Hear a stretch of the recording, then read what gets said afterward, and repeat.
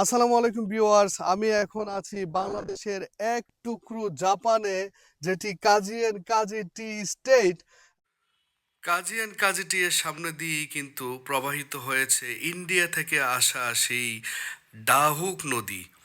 এই ডাহক নদী কিন্তু এই বাংলা বান্দার একটি জনপ্রিয় নদী, এবং এই কাজী অ্যান্ড কাজিটি এর সামনে দিয়ে দেখছেন কি সুন্দর করে প্রবাহিত হয়েছে নদীটি। আর এই নদীর প্রশান্ত নদী দেখতে কার না ভালো লাগে। যারা এই কটেজের মধ্যে রাত্রি যাপন করেন তারা কিন্তু এই নদীর সৌন্দর্য উপভোগ করতে পারেন। এবং আমার এই পাশে রয়েছে মিনা কটেজ। এটা হচ্ছে মিনা কটেজ। এইভাবে এই কাজী এন্ড কাজী টি এর এই কটেজ এবং রিসোর্টটা কিন্তু প্রাইভেট রিসোর্ট।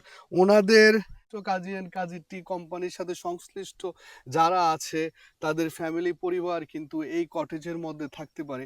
এই কটেজটি দেখে কিন্তু আসলে মনোমুগ্ধকর লাগছে। এই যে ডাহক নদী প্রবাহিত হয়েছে এই কটেজের ভিতর দিয়ে। সো এইখানে এসে মনটা ভরে গেল। সো যারা আপনার বাংলাদেশের এই বাংলা বান্দা জিরো পয়েন্টে আসবেন, তারা অবশ্যই কাজী এন্ড কাজী টি স্টেটে আসার চেষ্টা করবেন, কিন্তু আসার আগে অবশ্যই অনুমতি নিয়ে আসবেন, কারণ আমরাও কিন্তু আসার আগে অনুমতি নেইনি।